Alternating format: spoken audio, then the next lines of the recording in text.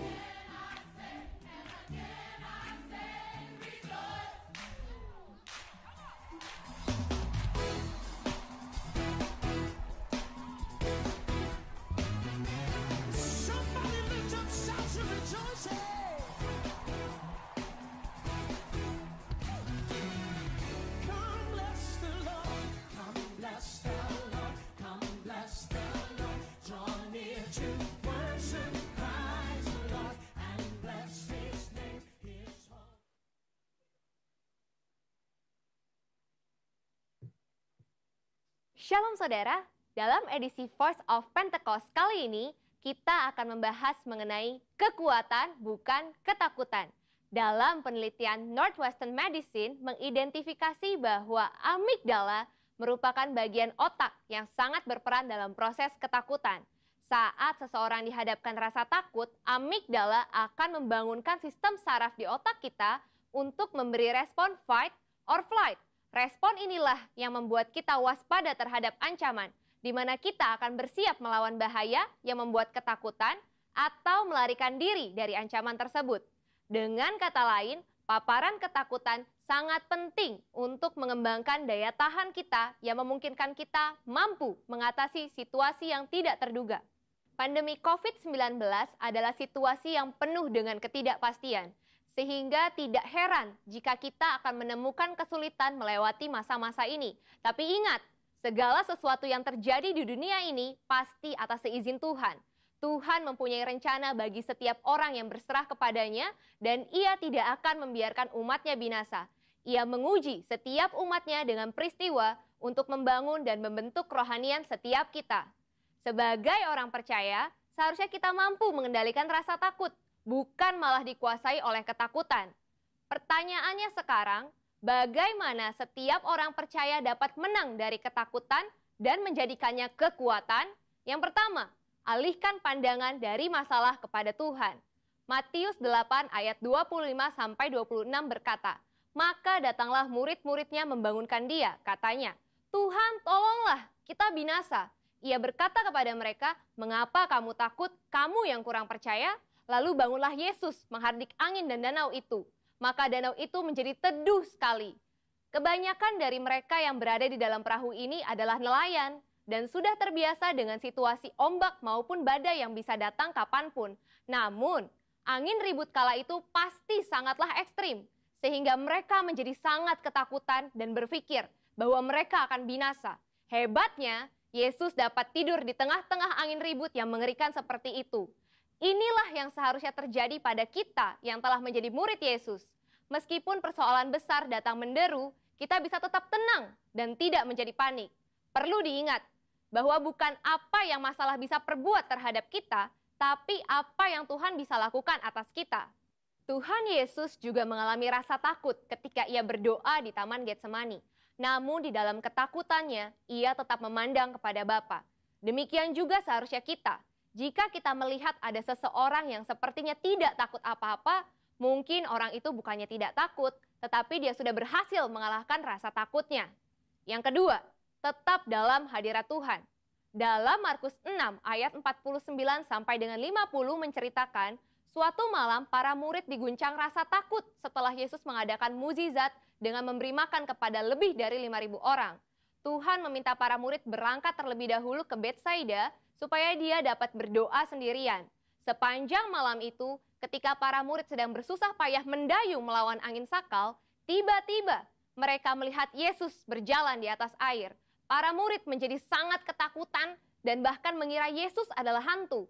Saat Yesus mendekat kepada perahu dan murid-muridnya mendengar suaranya, "Tenanglah, aku ini, jangan takut."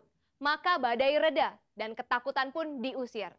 Setelah Yesus naik ke perahu, angin kencang tiba-tiba berhenti dan mereka dapat melanjutkan perjalanan hingga tiba di pantai dengan selamat. Ketika Tuhan hadir dalam hidup setiap orang percaya, maka semua badai hidup yang membuat ketakutan akan diubah menjadi damai sejahtera dan kekuatan.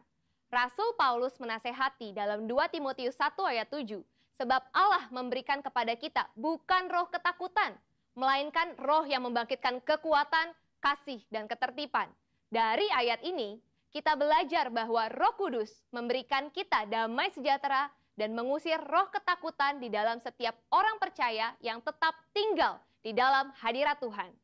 Yang ketiga, melangkah maju bersama Tuhan. Pemazmur menulis, Tuhan menetapkan langkah-langkah orang yang hidupnya berkenan kepadanya. Mazmur tersebut selanjutnya memberikan gambaran indah tentang pemeliharaan Allah yang setia atas siapapun yang mau berjalan bersamanya. Taurat Allahnya ada di dalam hatinya, langkah-langkahnya tidak goyah. Melangkah maju bersama Tuhan menunjukkan bahwa tanpa Tuhan seseorang tidak dapat berbuat apa-apa. Melangkah maju bersama Tuhan mempunyai implikasi bahwa Tuhan terlibat dalam semua aspek kehidupan. Ia yang memegang kendali penuh atas kehidupan kita. Bila kita selalu melibatkan Tuhan dalam keseharian kita, maka kita akan semakin kuat dan apa saja yang kita kerjakan pasti berhasil. Kesadaran akan penyertaan Tuhan akan memberikan rasa aman dan damai sejahtera yang akan menghilangkan segala ketakutan. Sebagai manusia, wajar bila kita mengalami ketakutan, tapi jangan sampai kita dikuasai oleh ketakutan tersebut, sebab kita bisa mengubah ketakutan menjadi kekuatan, yaitu dengan cara fokus kepada Tuhan, bukan kepada masalah, sehingga kita bisa tetap tinggal di dalam hadirat Tuhan dan mampu melangkah maju, karena Tuhan ada beserta kita. Saudara, untuk penjelasan lebih lengkapnya dari tim teologi kami, jangan lupa buka link yang ada di atas atau scan QR Code yang tersedia. Salam integritas, Tuhan Yesus memberkati.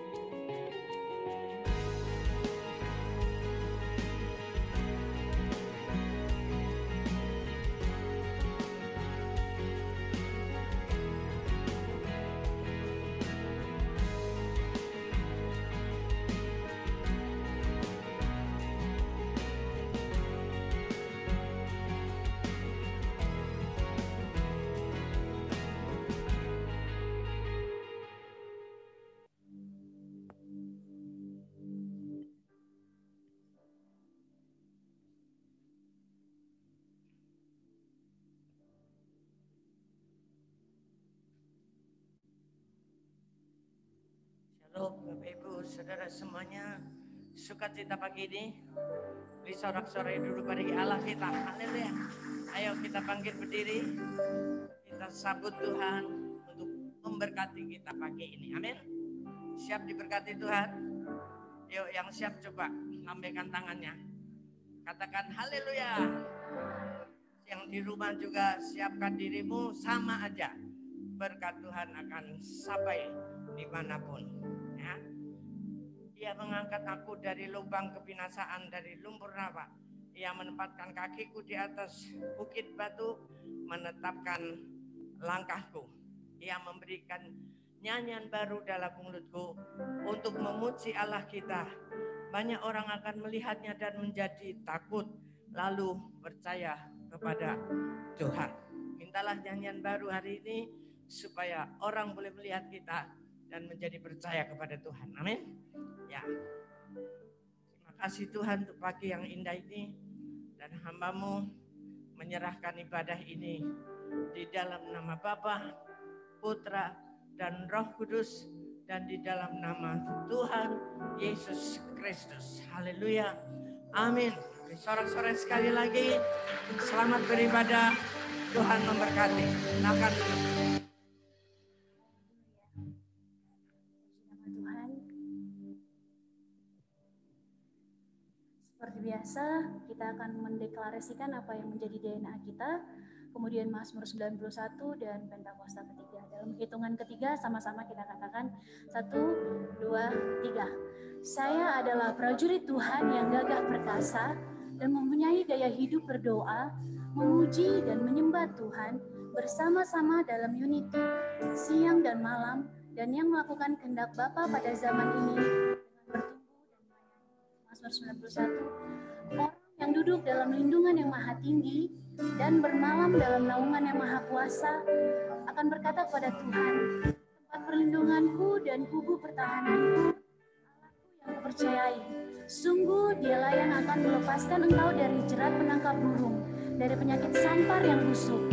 Dengan kepaknya ia akan melindungi engkau. Di bawah sayapnya engkau akan berlindung. Kesetiaannya ialah perisai dan pagar tembok. Engkau tak usah takut terhadap kedahsyatan malam, terhadap panah yang terbang di waktu siang, terhadap penyakit sampar yang berjalan di dalam gelap, terhadap penyakit menular yang mengamuk di waktu petang. Walau 1000 orang rebah di sisimu dan 10.000 di sebelah kananmu, tetapi itu tidak akan menimpamu. Engkau hanya menontonnya dengan matamu sendiri dan melihat pembalasan terhadap orang-orang fasik. Sebab Tuhan ialah tempat perlindunganmu, yang maha tinggi telah kau buat tempat perteduhanmu. Malapetaka tidak akan menimpa kamu, dan tulah tidak akan mendekat kepada kemahmu. Sebab malaikat-malaikatnya akan diperintahkannya kepadamu untuk menjaga engkau di segala jalanmu. Mereka akan menatang engkau di atas tangannya, supaya kakimu jangan terantuk kepada batu. Singa dan ular kidul akan kau langkahi. Engkau akan menginjak anak singa dan ular naga. Sungguh hatinya melekat kepadaku, maka aku akan meluputkannya. Aku akan membentenginya, sebab ia mengenal namaku. Bila ia berseru padaku, aku akan menjawab. Aku akan menyertai dia dalam kesesakan. Aku akan meluputkannya dan memuliakannya. Dengan panjang umur akan kukenyangkan dia, dan akan kuperlihatkan kepadanya keselamatan daripadaku. Pentakosta ketiga. Pentakosta ketiga adalah pencurahan Roh Kudus yang dahsyat di zaman now, melebihi yang terjadi di Asus Astrid.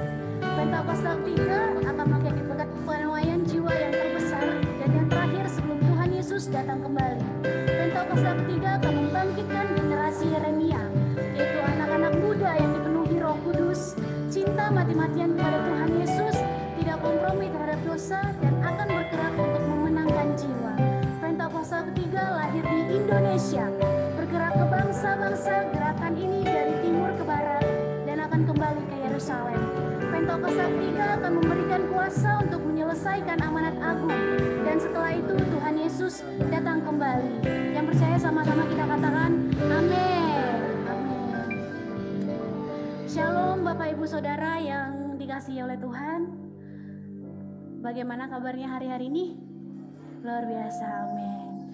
Apapun boleh terjadi dalam kehidupan kita, amin. Tapi kita harus tahu bahwa Tuhan Yesus selalu ada berserta dengan kita, apapun yang terjadi, sekalipun kita ada di titik terendah dalam hidup kita. Amin. Amin. Pada kesempatan kali ini saya mau ajak yang ada di tempat ini atau yang ada beribadah dari rumah untuk menanggalkan sejenak apa yang menjadi beban kita. Sama-sama kita mau memuji Tuhan. Amin. Amin. Sama-sama kita bangkit berdiri di tempat ini. Amin. Sama-sama kita katakan ini tahun pembebasan. Amin. Ini tahun pembebasan. Ini tahun pembebasan. Semua tawanan dilepaskan. Yang lumpuh dan yang buta lompatkan bersoraklah, sebab ini tahun pembebasan. Sama-sama tepuk tangan bagi Tuhan Yesus. Kita nyanyikan lagu ini dari awal.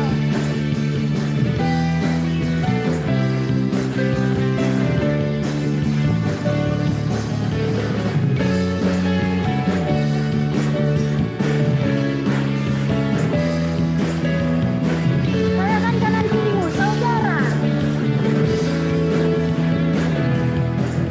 Saudara, dengarlah sang kabar membawa kebebasan bagi semua orang. Tidakkah kau tahu inilah tahun Yobel? Angkat tanganmu, bebaskan tawanan. Saudara, dengarlah sang kata membawa kebebasan bagi semua orang. Tidakkah kau tahu inilah tahun Yobel? Angkat tanganmu, bebaskan tawanan. Ini tahun pembebasan. Ini tahun pembebasan. Ini tahun pembebasan. Semua tawanan dilepaskan. Amin. Yang lumpuh dan yang buta lompatkan bersoraklah, sebab ini tahun pembebasan. Ini tahun pembebasan. Ini tahun pembebasan. Ini tahun pembebasan. Semua tawanan dilepaskan. Yang lumpuh dan yang sama-sama kita melompat. Lompatkan bersoraklah, sebab ini tahun pembebasan. Yeay. Sebab ini tahun pembebasan. Sebab ini tahun pembebasan. Amin. Berikan sorak-sorai kemuliaan bagi Tuhan Yesus. Kita akan sama-sama berdoa syafaat.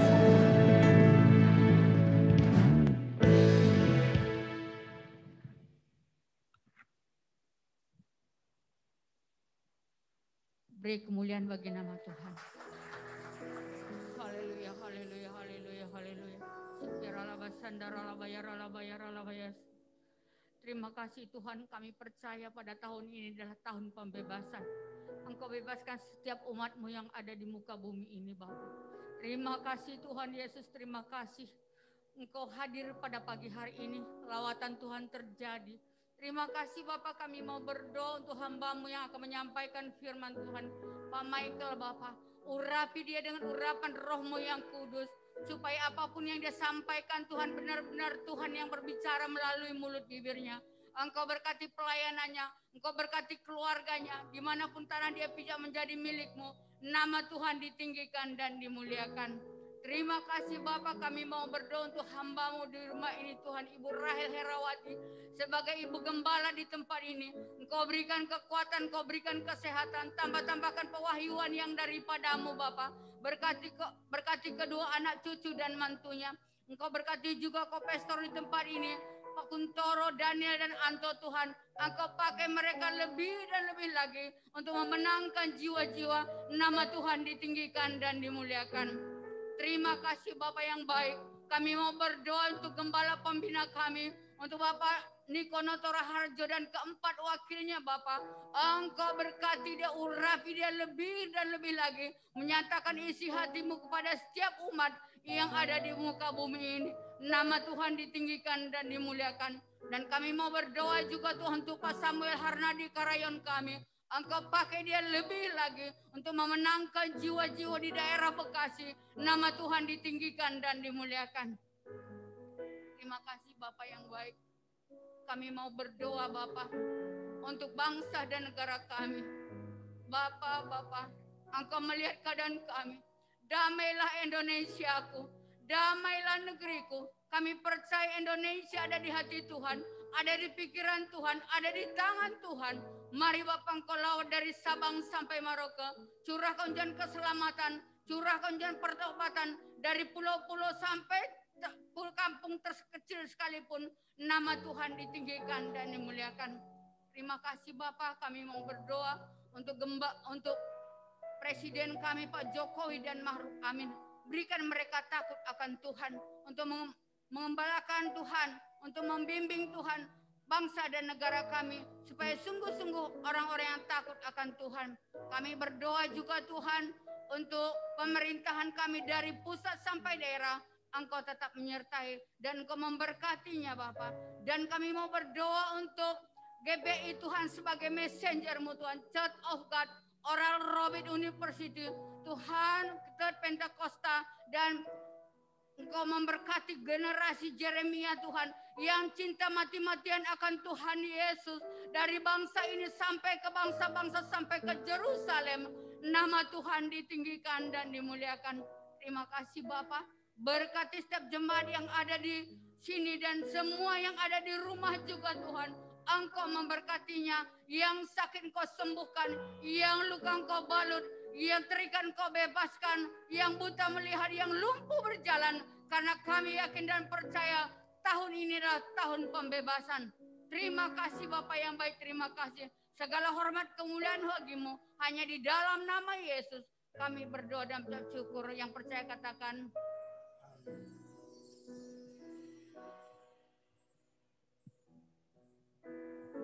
Cek.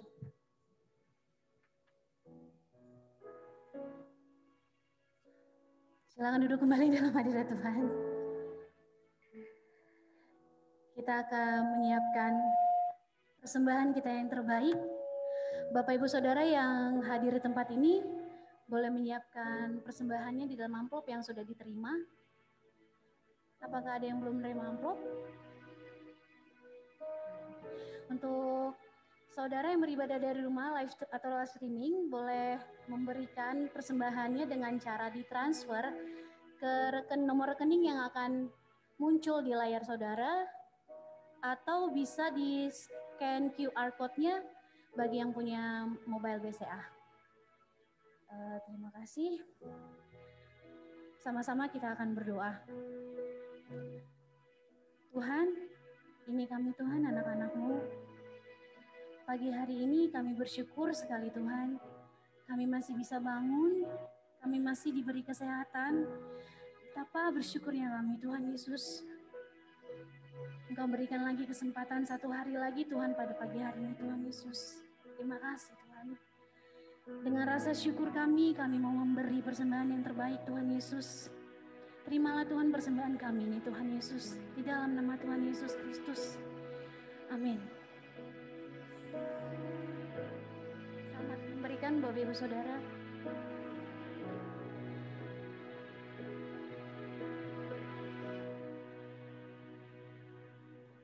Hatiku mau menyembahmu, jiwaku merindukan Yesus. Hanya Kau Tuhan dan Rajaku, ku sembah Kau Allahku.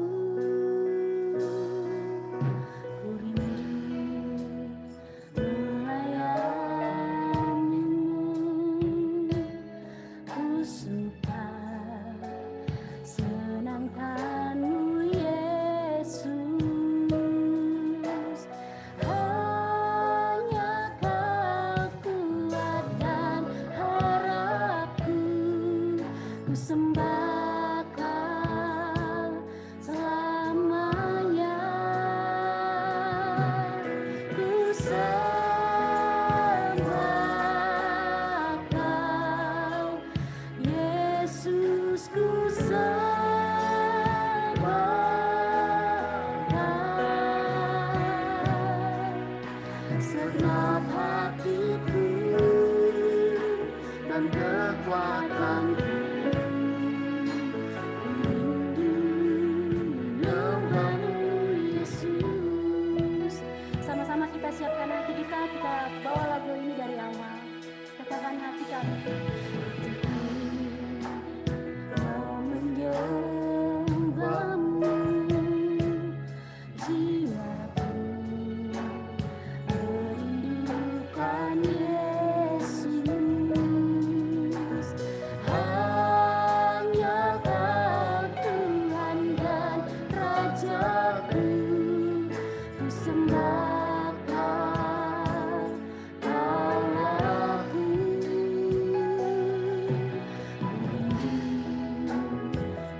Melayanimu, ku suka senangkanmu Yesus. Hanya Kau kuatkan harapku, ku sembahkan selamanya. Ku sembahkan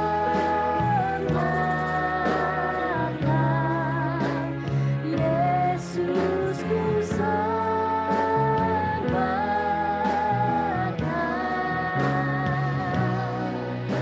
segenap hatiku dan kekuatanku, rindu menyembahmu Yesus. Ku sembahkan. Boleh sama-sama bangkit berdiri dalam hadirat Tuhan. Sembahkan segenap hatiku dan kekuatanku, rindu menyembahmu Yesus. Kami rindu Tuhan, masuk dalam hadirat-Mu, menikmati hadirat-Mu. Terima kasih Tuhan. Sama-sama kita sembah Dia, kita senangkan hatinya. Terima kasih Tuhan. Terima kasih. Kau kuatkan harap kami. Tanpa-Mu Tuhan kami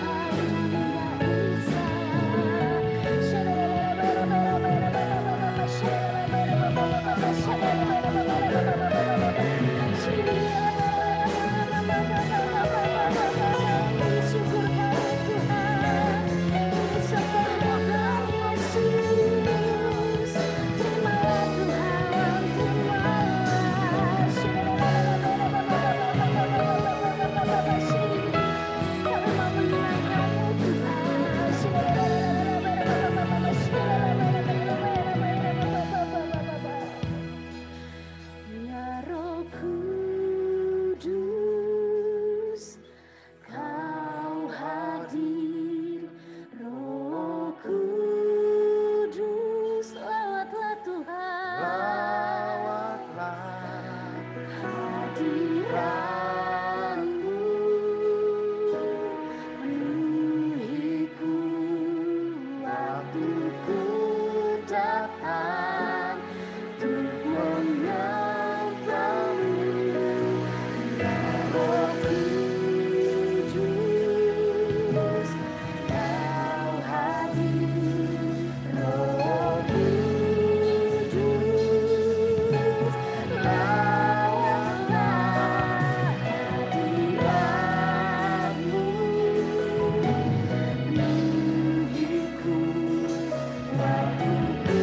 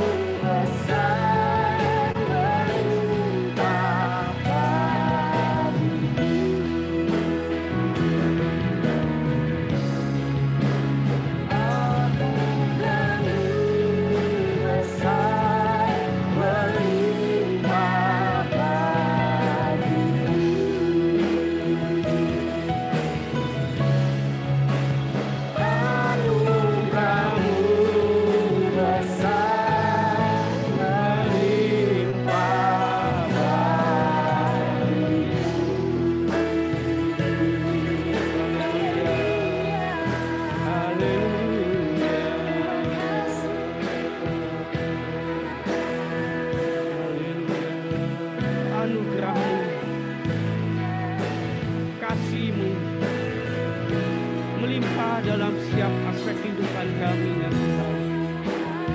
Karena Engkau begitu mengasihi kami, Engkau sayang kepada kami.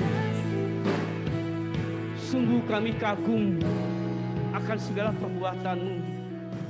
Karena bila kami renungkan, siapakah kami ini ya Tuhan, sehingga Engkau mengasihi kami. Yang seharusnya menjadi debu di kaki-Mu kami tidak pantas. Tetapi hari ini Engkau jadikan kami biji mata-Mu yang sangat berharga. Tuhan, terima kasih atas segala kasih anugerah-Mu kepada kami. Pada pagi ini kami ada sebagaimana ada, semua oleh anugerah-Mu ya Tuhan. Kami bersyukur atas semua ini ya Tuhan. Pada pagi ini juga Tuhan kami bersyukur kami ada di tempat ini beribadah, memuji, memuliakan, meninggikan nama-Mu. Ini saatnya Tuhan Yesus, Engkau telah menyiapkan berkat yang ilahi bagi setiap kami. Oleh karena itu berikan kami pengertian yang ilahi juga, supaya setiap firman yang kami dengar pada pagi ini menjadi rema dalam kehidupan kami. Dan kami berikan kami anugerah kekuatan supaya kami boleh hidup di dalam firman ini ya Tuhan. Terima kasih Bapa, terima kasih Roh Kudus, urapi hamba-Mu yang menyampaikan kebenaran firman-Mu. Kuatkan dan teguhkan hamba-Mu ya Tuhan Yesus, supaya semua yang keluar berasal daripada Engkau. Dan semua yang benar yang menguatkan itu bagi kemuliaan-Mu. Dan hamba-Mu dan kami berjanji kami tidak akan mencuri kemuliaan-Mu. Karena kami tahu segala pujian, segala hormat, segala kemuliaan hanya bagi-Mu ya Tuhan Yesus. Di dalam nama Yesus kami berdoa kami yang siap diberkati oleh firman Tuhan. Sama-sama katakan amin, haleluya. Beri kemuliaan kepada Tuhan, haleluya, puji Tuhan. Shalom, silakan Bapak Ibu duduk semua. Shalom Bapak Ibu terkasih yang ada di tempat ini, yang hadir secara onsite ataupun Bapak Ibu yang ada di rumah-rumah. Saat ini Bapak Ibu sedang tergabung dengan ibadah GBI Pondok Gede Plaza. Dan saya percaya hari ini baik Bapak Ibu yang ada di sini ataupun yang di rumah-rumah akan diberkati berlimpah-limpah. Amin. Puji syukur kepada Tuhan. Saya diberikan kesempatan untuk menyampaikan kebenaran firman, dan saya diberi tema katanya untuk menyampaikan Matius 5 ayat 1-12, yaitu yang kita kenal dengan sabda bahagia. Bapak Ibu, saya mau katakan sabda bahagia adalah satu khotbah Tuhan Yesus di bukit yang sangat mendalam, yang sulit untuk dimengerti. Saking dalamnya kita sulit untuk mengerti. Oleh karena itu kalau kita melihat Bapak Ibu, ayat 1 ayat 2 dikatakan, waktu Tuhan Yesus melihat orang banyak, makanya dia naik ke bukit untuk mengajar sabda. Pertanyaan kita, kenapa Tuhan tidak mengajar di waktu orang banyak? Bukankah kalau mengajar di waktu orang banyak kita lebih efisien? Amin. Banyak orang yang bisa mendengar ya. Betul nggak? Tetapi persoalannya, kenapa Yesus harus meninggalkan orang banyak dan naik ke bukit untuk menyampaikan khotbah yang luar biasa ini? Karena Tuhan Yesus tahu khotbah sabda bahagia tidak bisa dimengerti oleh orang banyak. Hanya murid yang bisa mengerti. Yang setuju katakan amin. Karena ini dalam sekali. Bahkan yang ironis, hari-hari ini murid Yesus pun banyak yang nggak mengerti. Karena dalam sekali. Tadi saya berbicara di ruangan, banyak orang berkata, ini khotbah di bukit ini sangat paradok, sangat bertentangan dengan dunia. Karena dunia sulit, dunia tidak bisa menerima. Saya mau katakan tidak ada yang paradok dalam hal ini, amin. Karena apa? Kalau itu paradok dan sulit diterima, bagaimana kita bisa menangkan dunia? Tujuan dari Tuhan Yesus menyampaikan khotbah ini kepada muridnya, supaya muridnya menghidupi firman ini dan pergi menyampaikan kepada orang yang belum mengerti. Amin. Supaya kita bisa menangkan dunia. Artinya bukan tidak bisa diterima dunia. Mereka belum mengerti. Maka pagi ini Tuhan perlu Bapak, Ibu, Saudara yang terkasih di tempat ini, baik pun yang di rumah-rumah, menjadi duta-dutanya Yesus Kristus untuk menyampaikan sabda bahagia yang secara benar kepada dunia, supaya dunia boleh dimenangkan. Yang setuju kan amin?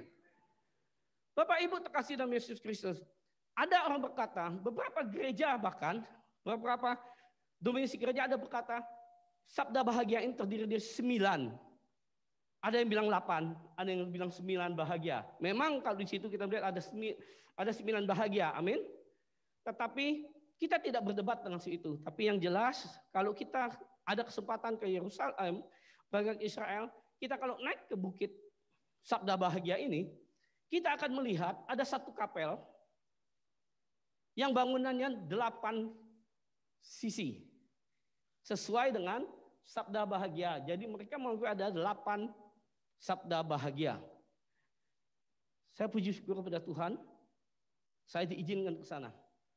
Saya 10 kali ke sana, dan 10 kali saya mendengar tentang Sabda Bahagia dari beberapa hamba Tuhan. Bapak Ibu terkasih yang sekali lagi, sekali lagi saya mau ngomong maaf, saya tidak bisa bahasa Yunani, saya nggak mengerti. Tetapi untuk mengerti Sabda Bahagia, mau nggak mau, memaksa saya untuk mencari arti dari bahasa asli. Karena ada beberapa yang kurang tepat diterjemahkan ke bahasa Indonesia. Seperti begini, kalau bahasa Inggris itu, nasi itu rice, amin. Beras apa? Beras apa? Nasi. Nah, kan nggak tepat kalau saya katakan saya makan beras. Yang tepat itu saya makan. Nah, di sini ada beberapa yang seperti itu. Contoh Bapak Ibu. Kemarin saya dengar hamba Tuhan yang menyampaikan ini sudah berkata, berbahagialah itu dari bahasa Makarios. Makarios itu diterjemahkan di dalam bahasa Inggris yang menurut saya lebih tepat itu blessed. Bless. Artinya apa? Diberkati. Beda, berbahagialah dengan diberkati sebenarnya. Kalau saya mau ngomong begini, Bapak, berbahagialah engkau punya mercy, berbahagialah engkau punya segala-galanya. Peran saya ada apa? Enggak ada apa-apa. Karena kemampuan Bapak punya mercy, punya duit, punya Bapak punya film mewah, berbahagialah. Peran saya ada enggak? Ada. Saya bisa ngomong seperti itu. Tapi terjemahan yang paling tepat adalah diberkatilah. Kalau diberkati berarti ada yang memberkati. Setuju kan amin? Kalau diberkati ada yang menerima berkat, ada yang memberkati. Betul enggak? Nah, saya pagi ini Bapak boleh berbeda, tapi saya lebih setuju diberkati. Karena Tuhan yang berperan memberkati kita. Bapak Ibu, saya mau tanya. Bapak Ibu merasa diberkati enggak? Waktu Bapak Ibu dibaptis. Waktu kita adalah orang yang berdosa. Saya pribadi, kami ada penyembah berhala yang hidup bukan di Kristenan. Hidup saya bergelumuran dengan dosa. Ya, saya klub malam judi yang luar biasa. Yang saat itu kami menganggap diri kami yang paling benar. Tapi di saat Tuhan menyelamatkan kita, kita bahagia enggak? Kita bahagia enggak? Kita diberkati enggak? Siapa yang memberkati kita? Siapa yang membuat kita bahagia? Saya mau tanya, kalau Tuhan yang membuat kita bahagia, harusnya bahagia itu tidak boleh hilang. Amin? Karena sesuatu yang daripada Allah itu yang kekal. Harusnya kita harus tetap bahagia. Maka di dalam konteks inilah bicara sabda bahagia. Jadi dikatakan, walaupun apa keadaanmu, kebahagiaan itu jangan hilang. Sekalipun kau menderita, sekalipun kau dicaci maki, sekalipun kau difitnah, sekalipun kau di dalam kekurangan, di dalam penderitaan, dalam kesakitan, tetap kebahagiaan Tuhan ada padamu. Amin. Ini yang sebenarnya Tuhan mau ajarkan kepada kita dalam sabda bahagia, supaya kita tetap dalam keadaan bahagia, karena kebahagiaan itu diberkati bukan hasil usaha kita. Jadi jangan kita bangga, kita menjadi miskin sehingga kita benar-benar bahagia. Perhatikan Bapak Ibu, di dalam sabda bahagia ini ada beberapa yang harus diperhatikan. Pertama, ada guru, ada yang percaya Tuhan Yesus, ada pendengar atau murid Bapak Ibu dan saya. Yang kedua, ada masa. Masa sekarang, masa waktu itu, dan masa yang akan datang, eskatologi. Masa yang akan datang, amin. Jadi ada hal-hal yang harus kita mengerti. Upah kita kalau kita miskin, kalau kita Berduka itu upahnya itu mendapatkan itu bukan bahagia. Bahagia itu sesungguhnya sudah ada pada kita. Karena kita sudah diberkati dengan kebahagiaan itu. Amin. Jadi Bapak Ibu terkasih dalam Kristus, perlu kita ketahui. Sabda bahagia ini memang terutama diperuntukkan untuk murid-muridnya. Karena apa sekali lagi? Sulit untuk dimengerti. Oleh karena itu, hanya murid yang mengerti. Yohanes 8 ayat 31 2 berkata, bilang kau hidup dalam aku dan kau hidup dalam firmanku, maka engkau adalah murid-muridku. Kalau engkau murid-muridku, maka engkau akan mengerti kebenaran. Nah, untuk mengerti tentang kebenaran ini, kita harus menjadi murid. Amin. Jadi kebenaran sabda bahagia sulit untuk mengerti kalau bukan. Makanya Tuhan tidak berkhotbah di tempat orang banyak. Tapi bukan berarti mereka tidak bisa. Tetapi mereka perlu penjelasan. Siapa sekarang dutanya? Bapak, Ibu, dan saya di tempat ini dan yang ada di rumah-rumah. Oleh karena kita yang harus mengerti dan kita harus menghidupinya. Amin. Nah, sabda bahagia ini Bapak Ibu berkata begini. Di ayat ketiga dibilang, berbahagialah orang yang miskin di hadapan Tuhan. Sekali lagi Bapak Ibu. Miskin, kalau kita lihat di dalam Lukas 21 ayat 2 dan 3, ada dua kata miskin. Waktu nenek tua yang memberi 2 keping, di ayat 2 dikatakan miskin itu dengan kata penes. Kata aslinya penes. Artinya miskin tapi masih punya. Janda di Sarfat miskin tapi masih punya. Itu penes. Nah, di dalam ayat ini miskin di hadapan Allah menggunakan bukan kata petokos yang artinya melarat makan. Lukas tadi berkata, nah kalau di sini ada, ia melihat di ayat 3-nya dikatakan miskin tapi bukan menggunakan kata penes. Menggunakan pitokos, melarat karena sudah nggak ada lagi. Nah, karena sudah nggak ada lagi apa-apa lagi. Jadi miskin di hadapan Tuhan sesungguhnya terjemahan yang tepat bukan di hadapan Allah. Tetapi di dalam roh. In spirit. Poor in spirit. Miskin di dalam roh. Itu terjemahan arti. Bapak Ibu boleh lihat. King James boleh. Bahasa dari terjemahan bahasa ini. Dikatakan in. Di dalam. Bukan di hadapan Tuhan. Tetapi di dalam roh. In spirit. Maka dia miskin di dalam roh. Jadi rohnya miskin. Bukan hidupnya. Jadi kalau Bapak Ibu sehari ini. Yang kaya-kaya jangan khawatir. Antara engkau miskin dalam rohmu. Engkau akan mendapatkan apa yang dijadikan dalam ayat ini. Amin. Tapi Anda yang memiskinkan diri. Sekalipun Anda gembel, miskin. Kalau Anda sombong dalam roh Anda tidak akan mendapat apa yang dijanjikan dalam ayat ini. Jadi bicara apa? Miskin di dalam roh. Nah, kalau kita ngomong orang miskin tadi dikatakan petokos yang tidak ada apa-apanya lagi, artinya dia hanya berharap kepada roh yang bisa menolong dia. Dia miskin dalam roh, dia tidak bisa berbuat apa-apa. Dia perlu pertolongan roh. Amin. Disinilah yang dikatakan dia menjadi orang yang berharap kepada Tuhan. Yang hanya mengandalkan Tuhan. Yang hanya berserah kepada Tuhan. Menyerahkan hidupnya seluruhnya kepada Tuhan. Ini yang disebut miskin di dalam roh. Orang yang begini, orang yang berkenan di mata Tuhan. Amin. Yang begini, yang memiliki kerajaan surga Bapak Ibu. Karena kalau orang sudah miskin, udah butuh, orang itu akan taat. Amin. Ya ketaatan itulah yang menghasilkan kita berkenan. Saya jelaskan beberapa nanti. Ya, kalau ada yang tertinggal karena waktu saya hanya 30 menit. Saya nggak bisa uraikan satu-satu. Yang kedua Bapak Ibu dikatakan apa? Berbahagialah orang yang apa? Berduka. Orang yang berduka, berbahagia. Ya itulah dikatakan paradok tadi, orang berduka. Namun yang dimaksud itu bukan seperti itu. Bapak Ibu terkasih, berduka. Yang dikatakan berduka itu orang yang berduka akan dosa-dosanya. Bukan berduka dengan hasil perbuatan jahat kita.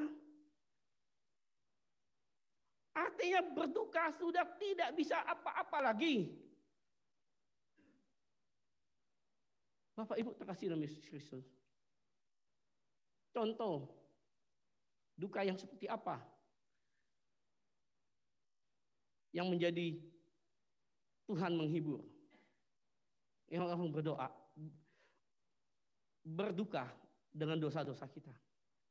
Waktu kita jatuh dosa, harusnya kita merasa berduka. Namun hari ini, banyak sekali dunia, orang bangga dengan dosa-dosanya. Amin. Maka Ebit GAD berkata, sekarang ini orang banyak bangga dengan dosa. Orang berdosa, melakukan dosa, orang merasa easy going aja. Enggak ada masalah bagi mereka. Tetapi orang yang berkenan di dalam itu, orang yang berduka di dalam Kristus Yesus itu, berduka akan segala waktu dosa itu kita merasa hancur dan berduka. Ini yang berkenan. Contohnya Bapak Ibu, kita tahu Daud itu semua kita tahu ceritanya pernah jatuh dosa. Amin. Waktu Daud jatuh dosa, Tuhan tegur Daud melalui Nabi Nathan. Waktu Nabi Nathan mengungkapkan bahwa dosanya Daud, apa yang dilakukan Daud? Daud tidak berbantah-bantah. Dia tidak berbantah-bantah. Dia mengoyak pakaiannya, dia bersembah sujud di hadapan Tuhan.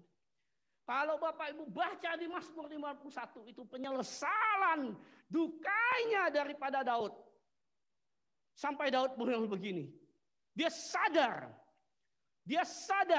bahwa dosanya akan membuat dia putus dengan Tuhan. Dia tahu dosanya akan membawa maut.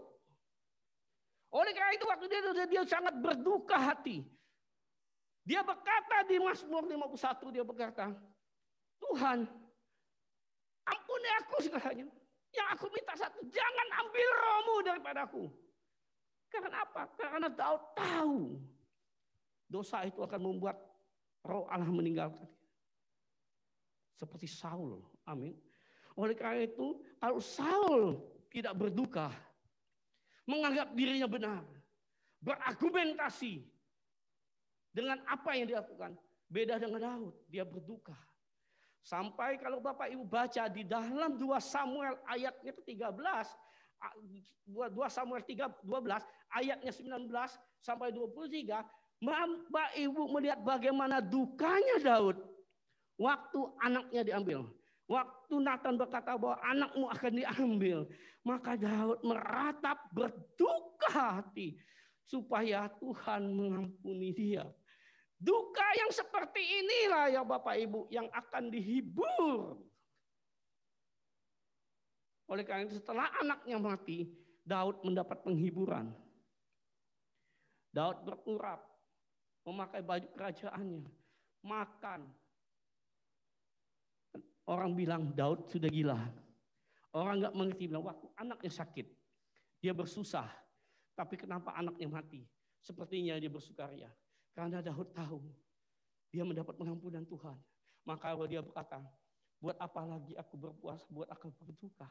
Bukankah anak itu sudah pergi, anak itu sudah mati. Apapun yang aku lakukan, aku tidak bisa menghadirkan anak itu kepadaku lagi. Yang ada aku datang kepadanya. Artinya dia tahu ada pengampunan. Bapak Ibu terkasih yang bersyukur. Kalau kita dalam keadaan dosa, dalam kita maut sudah ada di dalam hidup kita sesuai upah dosa kita, maut sudah terbias di depan mata sesuai upah dosa. Saya mau tanya, penghiburan yang terbesar itu apa? Penghiburan terbesar itu apa? Tidak ada lain selain pengampunan. Amin. Kalau kita ini berdosa, jangan berdosa deh. Ngomong gini, kalau saya bersalah berapa, mau melakukan suatu kesalahan, Rasanya saya sudah nggak bisa lagi pandang muka Bapak. Karena konyol sekali seorang Michael pendeta bisa tipu Bapak. Malunya luar biasa. Sekarang apa yang bisa memuaskan saya? Apa yang bisa menghibur hati saya selain pengampunnya? Amin. Oleh karena itu orang yang berduka seperti itu mendapat penghiburan dari apa? Dari pengampunan.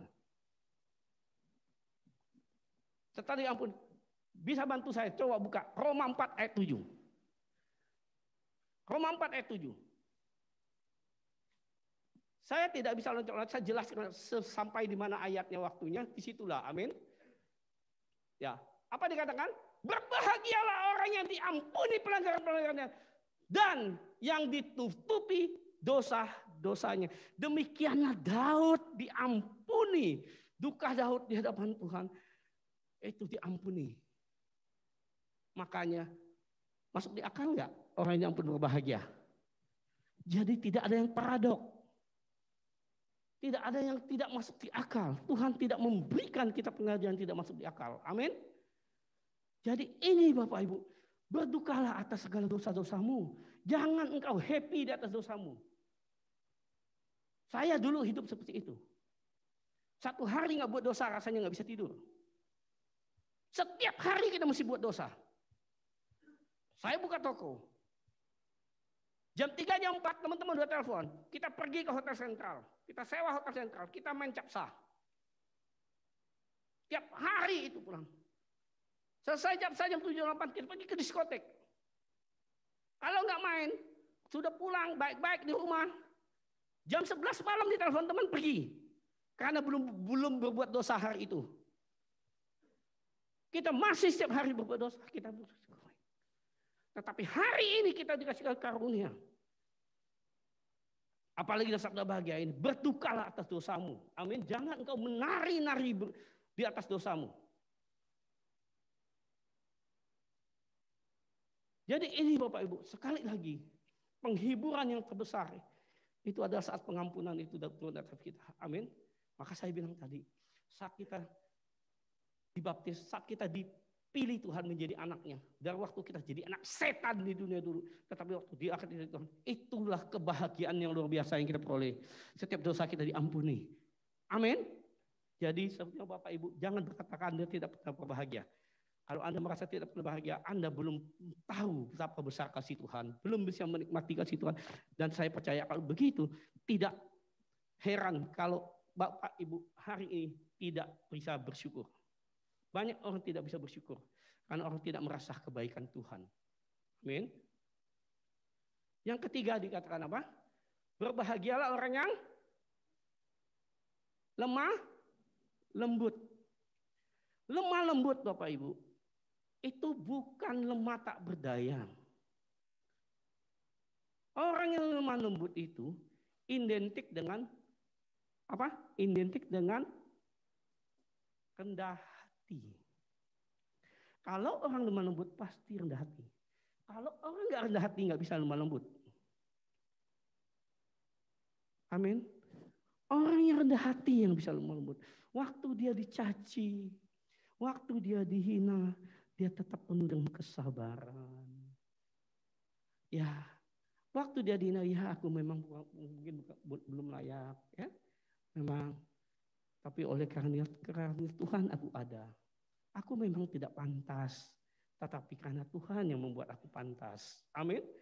Jadi ada kelemah lembut. Lemah lembut bisa memiliki bumi kan apa? Orang lemah lembut bisa menguasai keadaan dunia ini. Perkara apapun bisa diselesaikan dengan orang yang lemah lembut. Amin. Kalau ada orang emosi, kirim orang yang lemah lembut untuk meredamnya dia. Amin. Orang lemah lembut bisa mengatasi banyak masalah. Bapak Ibu terkasih yang Kristus. Siapa yang tokoh lemah lembut? Musa orang lemah lembut. Tapi Musa pernah marah. Orang lemah lembut bukan tidak pernah marah. Yesus lemah lembut dan rendah hati. Pernah marah gak?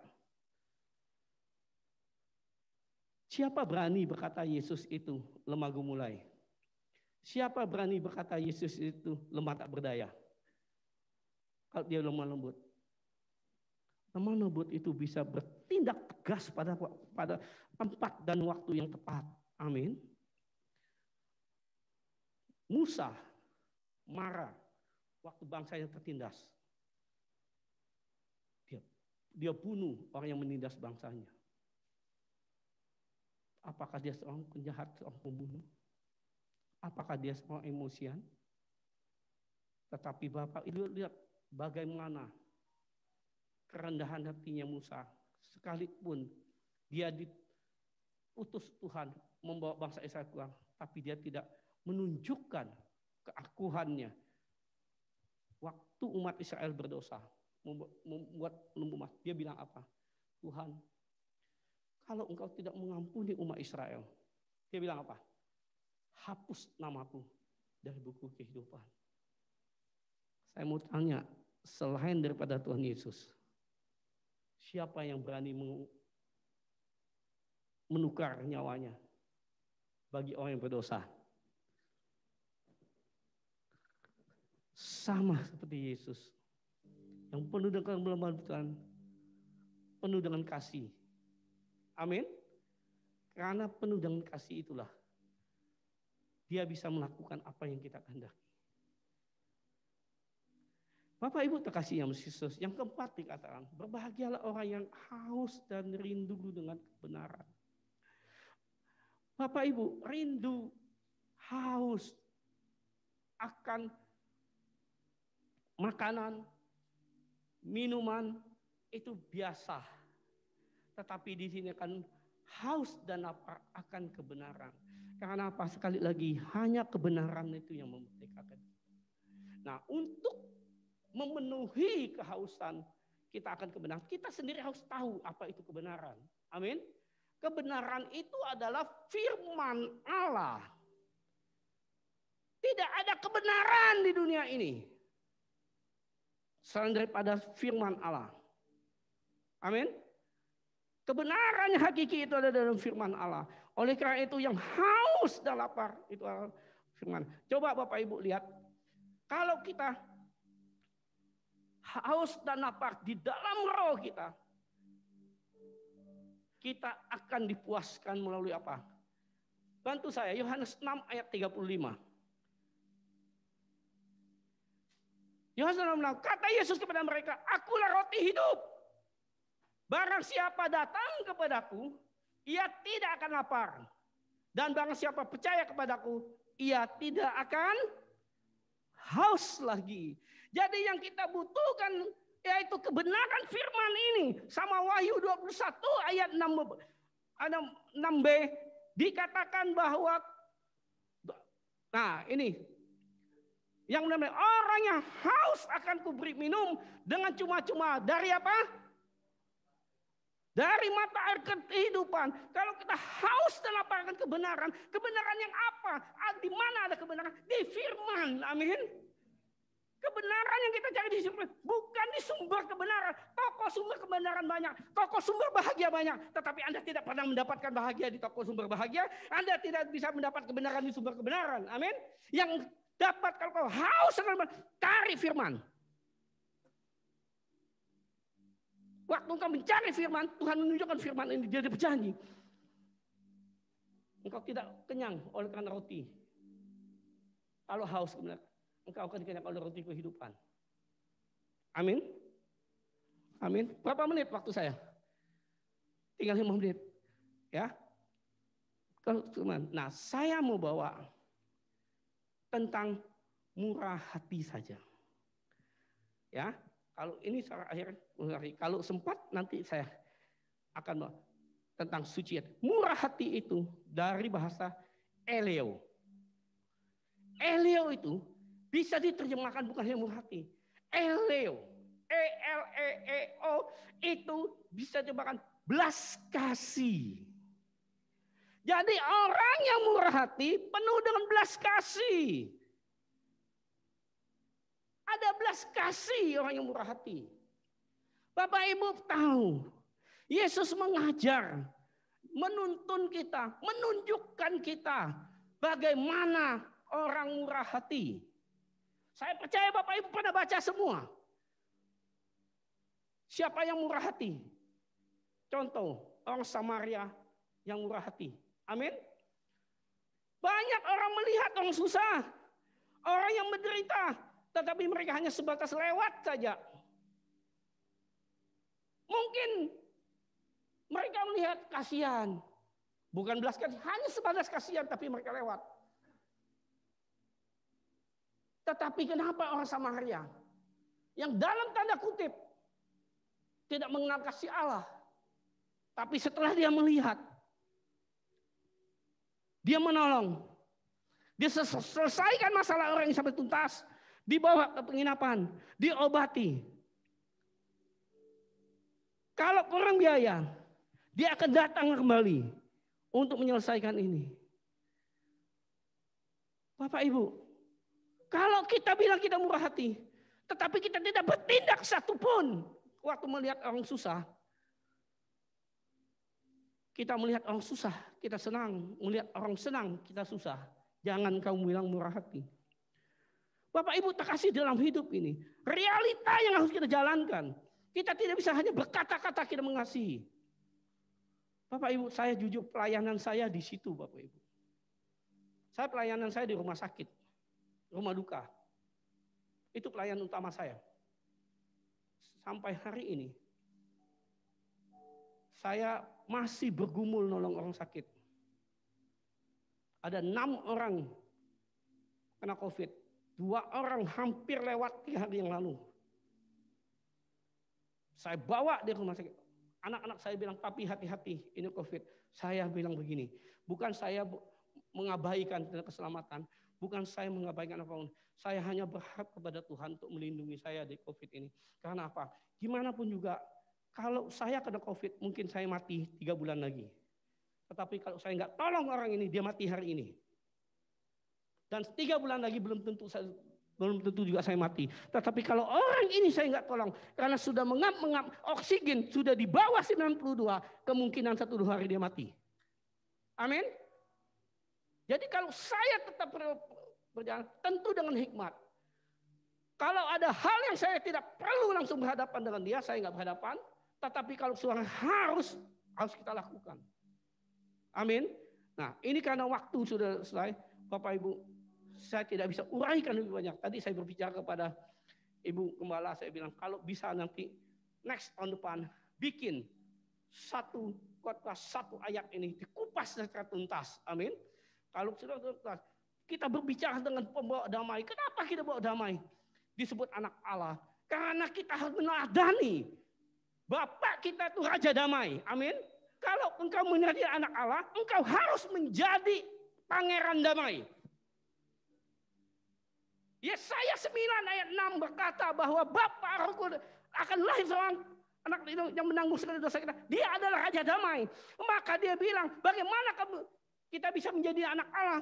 Kalau Allah kita adalah Raja Damai, Bapa kita Raja Damai, engkau ada Pangeran Damai.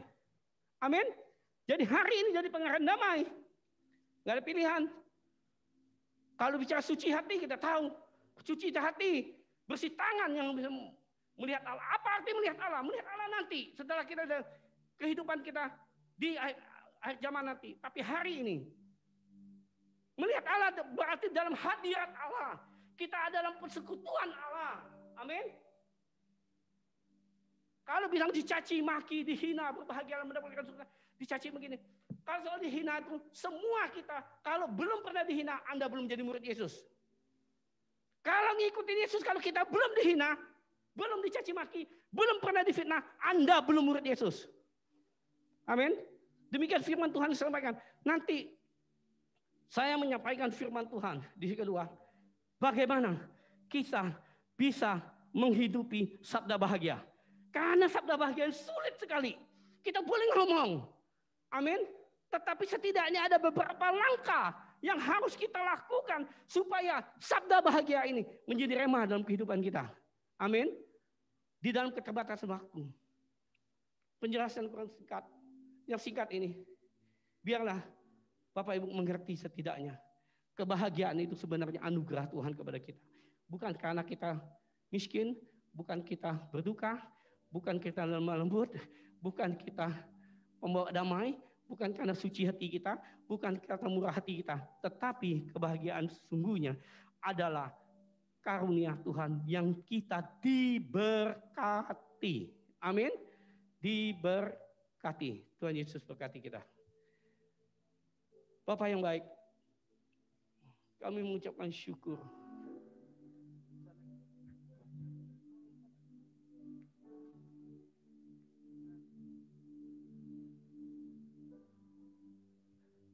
Bapak Ibu, kita bersyukur di dalam waktu yang singkat ini, di dalam keadaan pandemi ini, kita masih bisa diberkati dengan firman Tuhan. Amin.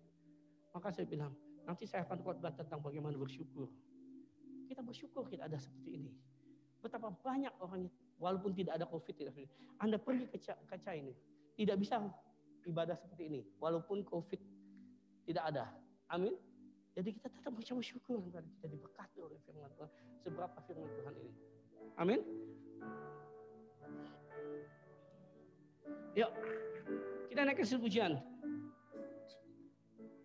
Bebas naik ke pujian. Tadi sebenarnya saya naik ke satu pujian paling enak ya. Berbahagialah orang yang kesukaannya. Oke, kalau enggak apa aja. Oke, kita doa aja. Ya, kita bangkit berdiri. Bapak yang baik, kami mengucapkan syukur, terima kasih padamu ya Tuhan. Allah yang kami sembah di nama Yesus Kristus. Engkau Allah yang ajaib. Besar kasih-Mu ya Tuhan.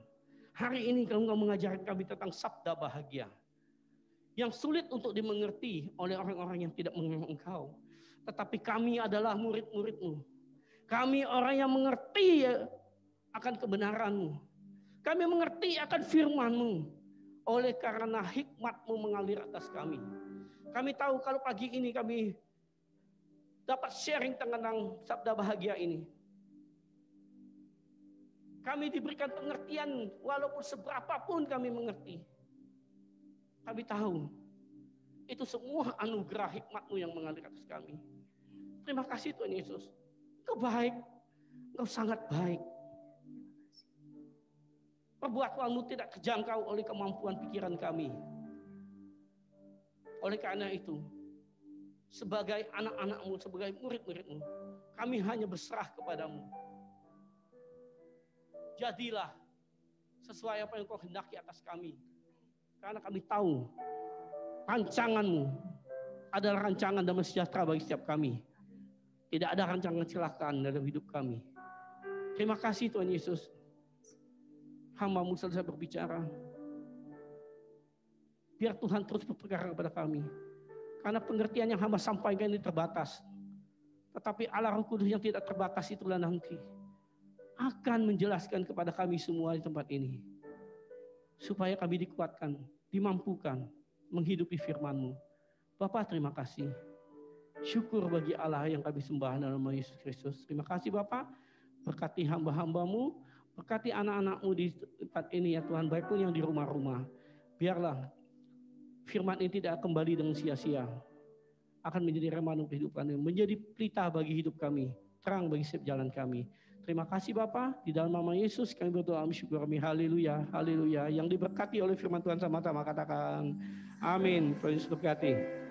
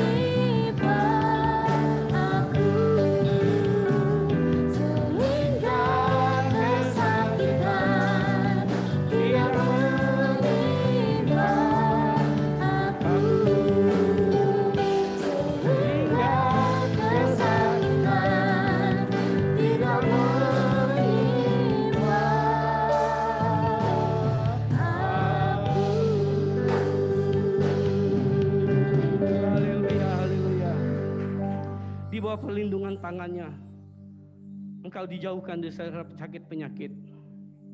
Di dalam kasih-Nya Ia memberkatimu.